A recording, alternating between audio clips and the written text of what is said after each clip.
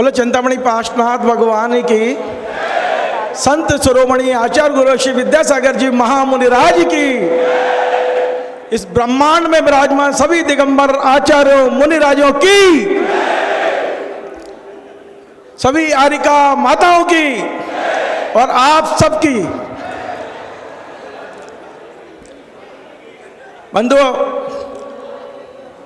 सोच रहा हूं कहां से शुरू करूं, लेकिन सबसे पहले इस भोपाल नगर में आकर और जिस संकल्प को लेकर आप आए हैं उसके लिए मैं दोनों हाथ जोड़कर और प्रणाम कर कर आपको नमस्ते करता हूं।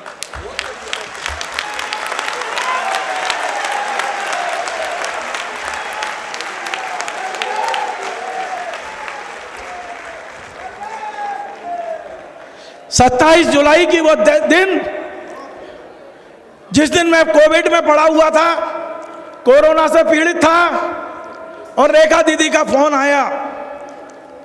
रेखा दीदी ने जब मुझे बताया कि कुछ लोग किस तरह मुनियों का मजाक उड़ा रहे हैं, मैंने तकनीकी का उपयोग किया और उस ग्रुप के अंदर गया और मैं ये देखकर आश्चर्यचकित हो गया कि हमारे करोड़ों करोड़ों जो मुनि भक्त हैं, क्या ये आवाज उन तक नहीं पहुंची? किस तरह और क्या क्या वो लिख रहे थे, क्या क्या वो कर रहे थे, आप कल्पना नहीं कर सकते। मैं आज इस स्टेज से, इस मंच से वो तमाम सारी बातें आपको बताना चाहता हूं जिसके वजह से 27 जुलाई से सच माने 27 जुलाई से रविंद्र जी ने एक भी रात सोया नहीं है।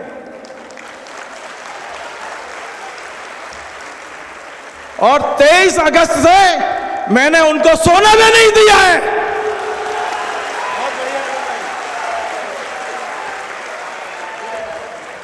जो लोग ये कह रहे हैं कि आचार्य विद्यासागर जी महाराज के ये चमचे ये कर रहे हैं कार्यक्रम या उनके शिष्य कर रहे हैं, मैं बताना चाहता हूं कि मैं रविंद्र जैन पत्रकार पीछी कमंडल को नमस्कार करता हूं। आचार्य विद्यासागर जी तो हमारी धड़कन है। हम हर सांस, हमारे शरीर में आने वाली हर सांस आचार्य विद्यासागर जी के नाम से आती है और उनके नाम से जाती है, इसमें कोई दो राय नहीं है।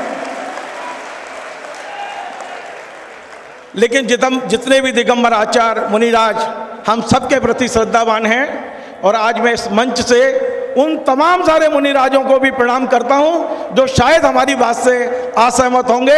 मैं उन्हें भी प्रणाम करता हूं और उन्हें भी भरोसा दिलाता हूं कि जब भी पीछे कमंडल पर, जब भी दिगंबरत पर आंच आएगी, यहां का एक एक बच्चा आपके सामने खड़ा होगा।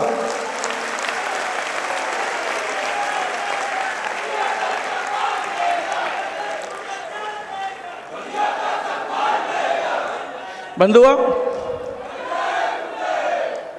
हमने और दीदी ने, रेखा दीदी ने 27 जुलाई से अकेले यात्रा शुरू की थी और आज 3 जनवरी आते आते हजारों हाथ हमारे साथ हैं।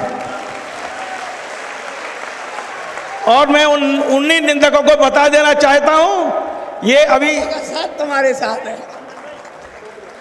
मैं मुनि निंदकों को बताना चाहता हूं, आज शंखनाद हुआ है, आज शंखनाद हुआ है, अभी सिंहनाद बाकी है।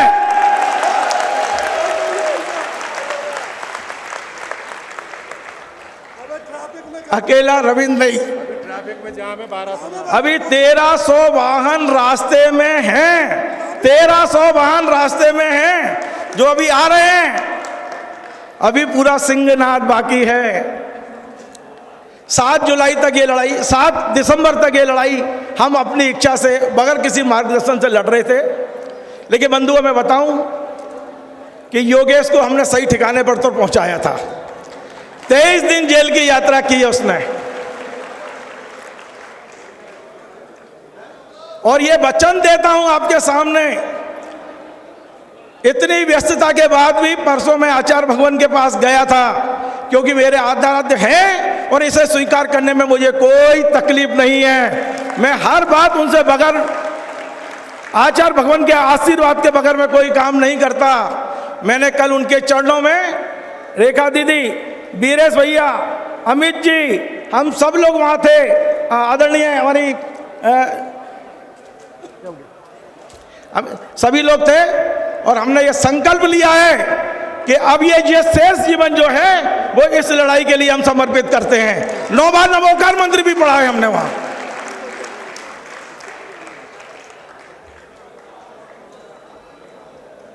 उसने जो कहा है वो आप सुनेंगे तो जितना खून मेला खोला है उतना खून आपका भी खोलेगा।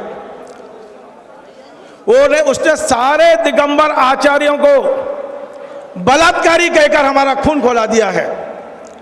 क्या आप मानते हैं कि हमारे दिगंबर आचार्य बलात्कारी हैं? सारे के सारे आचार्यों को बलात्कारी लिखना। हमारे जितने भगवंत, जितने आचार्य विशुद्ध सागर जी के लिए क्या शब्दों का उपयोग किया? ये अशुद्ध सागर है, ये निर्माल्य के पैसे से अपने संघ का खर्चा चलाता है। हम इस चीजों को पसंद नहीं करेंगे। योगेश, मैंने समझाया था आपको 5 अगस्त को एक वीडियो जारी करके, अभी भी समय है, आचार्य भगवंतों की शरण में जाओ और माफी मांग लो। यदि आपने माफी नहीं मांगी तो आप समझ लीजिए, यदि मेरा शेष जीवन आचार्यों मुनिरायों के लिए समर्पित है तो तेरा शेष जीवन जेल के लिए समर्पित कर देंगे हम।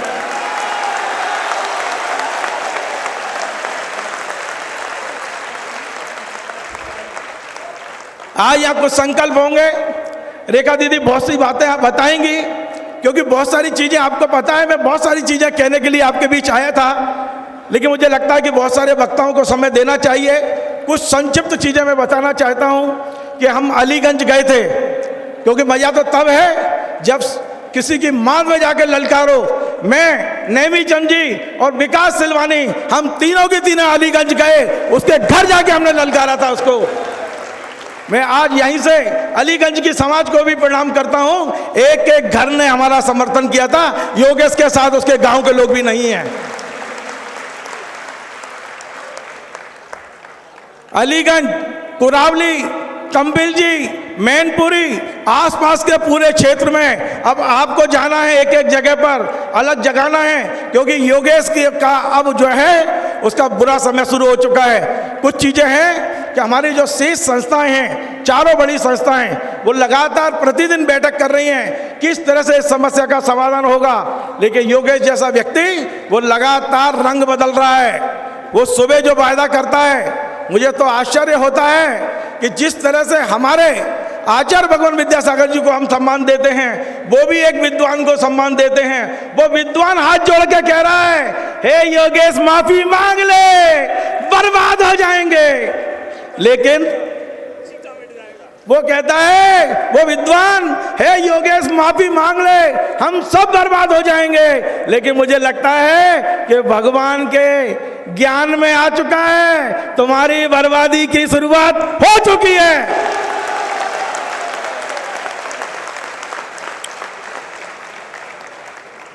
और ये बात किसी को दिखाई दे या ना दे, उनके विद्वान को तो दिखाई दे गई है। मैं इस मंच से एक ये किताब दिखाना चाहता हूं। ये योगेश ने लिखी, जैन श्रवण स्वरूप और समीक्षा। इस किताब को जयपुर के ट्रस्ट में पढ़ाया जाता है। हम जो अपने बच्चों को पढ़ने भेजते हैं, सोचते हैं कि जयपुर के संस्थान में जाएंगे, बहुत बड़े विद्वान बनेंगे, वहाँ ये किताब पढ़ाई जाती है। और इस किताब के 255 और 56 नंबर पेज पर क्या लिखा है, आपको सुनना चाहिए, पढ़ना चाहिए और प्रतिकार भी करना चाहिए। इस पर लिखा है कि आचार्य विद्यानंद जी महाराज, जिन्होंने जैन समाज को प्रसिद्धि दिलाई, पहचान दिलाई, भगवान का, महावीर स्वामी का 25वां जो निर्वाण महोत्सव हुआ था, पचरंगा झंडा हमें दिया, 3 लोग का नक्शा हमें दिया। ऐसे विद्यानंद जी महाराज के बारे में लिखा है कि वे रात्रि में भोजन करते थे और कैंची से बाल काटते थे। ये पढ़ाया जा रहा है उनके संस्थानों में। क्या आप सहमत होंगे? हमें विरोध करना है। इन किताबों में लिखा है, श्वेतंबर साधु मांसाहारी होते हैं। क्या पढ़ा रहे हो आप? क्या सिखा रहे हो? बच्चों के दिमाग में कौन सी चिप फिट कर रहे हो आप? मुनियों को प्रणाम करना बंद कर देते हैं। मुझे कहते हुए शर्म आ रही है भोपाल में भी एक परिवार है, भोपाल में भी एक परिवार पिछले 4 दिन से खाना नहीं खा रहा। ऐसा लग रहा है उसके घर में गमी हो गई है। रोज रात को बैठ के कर रहे हैं, कह रहे हैं ये सम्मेलन नहीं होना चाहिए। हाई कोर्ट में इन्होंने याचिका लगा दी है, सम्मेलन नहीं होना चाहिए। और उनके घर में उनकी ही पत्नी लगातार कह रही है कि ये सही नहीं है। मेरे आराध्य तो विद्यासागर जी हैं, लगातार उनके घर में विद्यासागर जी का ध्यान हो रहा है। आप सोचिए, एक और परिवार है, उस परिवार ने केवल एक गलती की जीवन की। उसने गलती ये की, माता पिता परिवार सब मुनियों की भैयावृत्ति करते थे। उन्होंने गलती ये कर दी कि अपने बेटे को पढ़ने जयपुर भेज दिया। आप विश्वास करिए, पूरा परिवार छिन्न भिन्न है। पत्नी पति से बात नहीं कर रही, पति पत्नी से बात नहीं कर रहा, बेटा सुबह सुबह भैयावृत्ति के लिए जाता है माता जी के लिए। ये क्या हो रहा है? हमें इन सब चीजों को समझना है इस बार। ऐसा ना हो कि हम किसी के घर में अपनी बेटी दे दें, वो घुट घुट के मर रही हो, वहां मुनियों का चौका नहीं लगाने दिया जा रहा हो, वहां मुनियों के पास जाने नहीं दिया जा रहा हो। वहां बहुत गंभीर मोड़ पर हम खड़े हैं। अब ये यहाँ ताली बजाने से काम नहीं होगा, नारे लगाने से काम नहीं होगा, आपको विचार करना होगा। बहुत महत्वपूर्ण बातें हैं जिस पर आपको विचार करना है।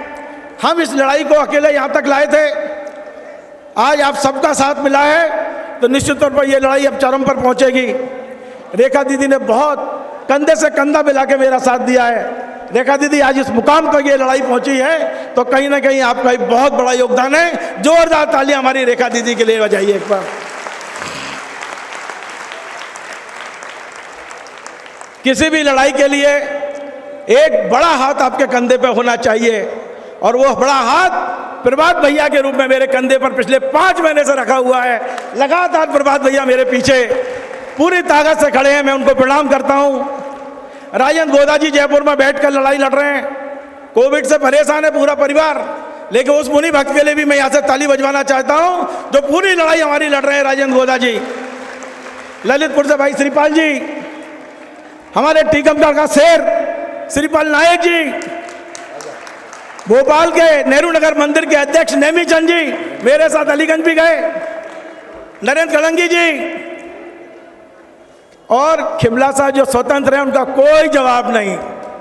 गजब का व्यक्ति है इस समाज में। मेरी ताकत यदि दुगनी होती है तो स्वतंत्र खिमला साहब के कारण से होती है। निश्चित तौर पर 5 महीने में मुझे हिम्मत देने वाला और खाद देने वाला कोई है तो स्वतंत्र खिमला साहब। राजीव भाई विदिशा ने FIR कराई है। हमारे भोपाल के लाडले महापौर आलोक शर्मा जी, उनको जब मैंने बताया आलोक भाई ये किताब है जिसमें योगेश ने ये लिखा है, आप विश्वास करिए मुझे माइक से बोलना चाहिए नहीं बोलना चाहिए, लेकिन घटनाक्रम बताना भी जरूरी है। आलोक भाई ने 4-5 ये पढ़े और पढ़ते ही उनके मुंह से एकदम से निकला, रविंद्र भाई इसे तो गोली मार देना चाहिए। मैंने आलोक भाई से कहा कि हम आचार्य विद्यासागर जी के अनुयायी हैं, हम इंसान में विश्वास नहीं करते। तो आलोक भाई ने कहा, जो भोपाल के लाडले महापौर हैं, दिगंबर जैन स्कूल में पढ़े हुए हैं, उन्होंने कहा कि 1 मिनट भी मैं बेकार नहीं करना चाहता, अभी उठिए और थाने में रिपोर्ट कराने के लिए मैं आपके साथ चलूंगा। रिपोर्ट आलोक शर्मा की ओर से होगी और हम 6 बजे कोतवाली थाने में रिपोर्ट दर्ज करा कर आए। ऐसा ही जेसी नगर के हमारे भाई अवधेश जी जैन खड़े हुए, बैठे हुए अवधेश जी खड़े हो जाएं यदि हमारे, देखिए अवधेश जी ये शेर है हमारा। सुधीर यादव जी आए क्या? अभी हमारे सांसद जो विदिशा के रहे हैं उनके पुत्र सुधीर यादव। आप हम जैन हैं, जैनों का खून हमारे रगों में दौड़ता है, लेकिन सुधीर यादव को ये पड़ता है तो वो सो नहीं पाते, वो भी पहुंचते हैं सागर कोतवाली और वो भी FIR दर्ज करा कर आते हैं। हमारे सुरेंद्र मालथौन हैं क्या यहाँ पर? सुरेंद्र भैया देखिए, जोरदार तालियां। इन्होंने वहां के सिविल लाइंस थाने में FIR कराई। राजीव जी हैं क्या विदिशा के? राजीव जी, राजीव भैया,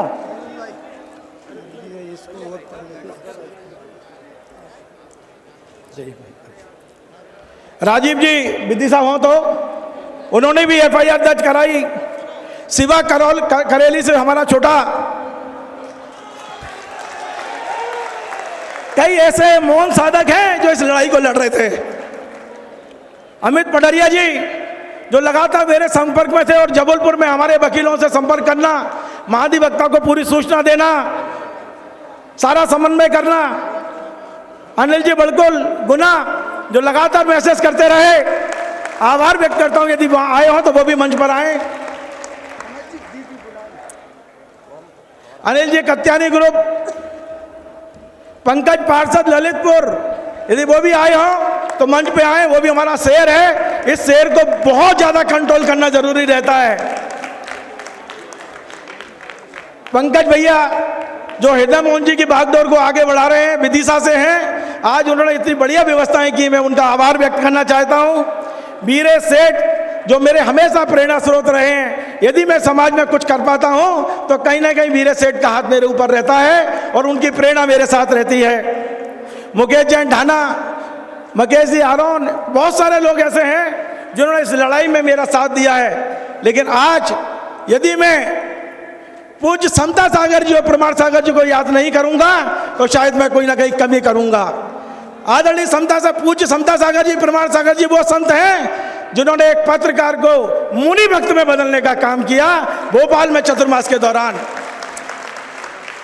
और एक आचार्य ऐसे हैं जिनसे मैं यदि ये कहूं तो उनकी कृपा मेरे ऊपर है, मेरे परिवार के ऊपर है, लेकिन वो मुझे मित्र मत व्यवहार करके दिन जब भी मैं मिलता हूं मुझे पुलकित करते हैं। ऐसे आचार्य पुलक सागर जी महाराज को भी मैं याद करना चाहता हूं, जिन्होंने मुझे संदेश भेजा कि रविंद्र पूरी ताकत से तुम्हारे साथ हूं, तुम इस लड़ाई को लड़ते रहना। और जो सबसे बड़े जिनकी दहाड़ से अच्छे अच्छे हिल जाते हैं, जिनकी चूल्हे हिल जाती हैं, पूज्य मुनि सुधा सागर जी महाराज को मैं प्रणाम कर रहा हूं।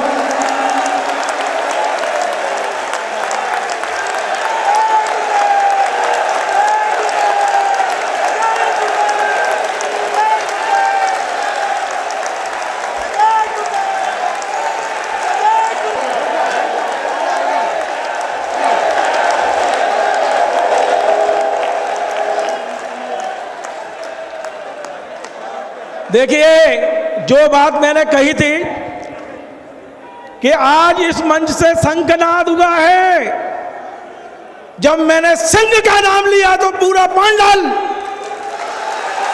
सुधा सागर महाराज के जयकारों से गूंज गया। हमारे मुनियों की भी सिंध वृत्ति होती है, ध्यान रखना। और हमारे बीच में जब तक सुधा सागर जी महाराज जैसे संत हैं, ना तो हम कभी गलत रास्ता पकड़ सकते हैं और ना ही गलत लोगों को छोड़ सकते हैं। हम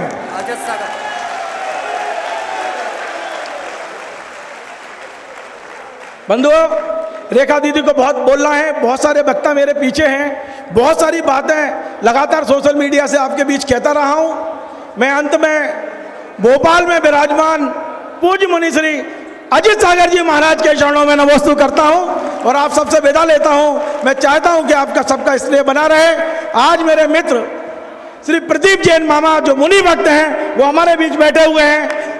मैं मामा को भी प्रणाम करता हूं, क्योंकि यदि मेरे को कहीं से भी सबसे ज्यादा मदद का आसरा रहता है तो मेरे बचपन के मित्र मामा का रहता है। मैं प्रदीप मामा को भी मैं प्रणाम करता हूं। आज आपके भोजन की व्यवस्था भी पूरी प्रदीप मामा अकेले की ओर से है, उनके लिए जोरदार तालियां बजाकर। सब विद्वान साथ हैं आपके। पीछे से मुझे कहा गया कि सभी विद्वान आपके साथ हैं। दादा हृदय मोहन जी यहाँ बैठे हैं, उनने उंगली पकड़कर समाज में लाए। मनोहरलाल जी टोंगिया साहब, नरेंद्र बंद्रा जी, पंकज सुपारी जी, पवन जैन सुपर जी, आदरणीय मनोज बागा जी, और मेरे शरीर का ही एक ये मान सकते हैं कि यदि मैं खड़ा हूँ किसी स्टूल पर तो वो व्यक्ति है पदम सेठी। जोरदार तालियां मेरे पदम सेठी जी के लिए बजा दीजिए, जो कहीं नहीं दिखते लेकिन पदम सेठी पूरी मुहिम को संभाले हुए हैं। आज अरविंद सुपारी, पवन सुपर जी में सभी, और पवन सुपारी जी सभी का मैं अभिनंदन, जिनका नाम मैं छोड़ गया हूं उनके लिए मैं क्षमा चाहता हूं, क्योंकि बहुत सारी बातें हैं, फिर करेंगे। आज शुरुआत है, हम इस लड़ाई को लगातार लड़ते रहेंगे। और पुनः मैं आपसे वायदा करता हूं कि अब ये जो शेष जीवन है वो मुनि भक्तों के लिए समर्पित करता हूं। आपके सामने संकल्प लेता हूं। जय जनेन्द्र।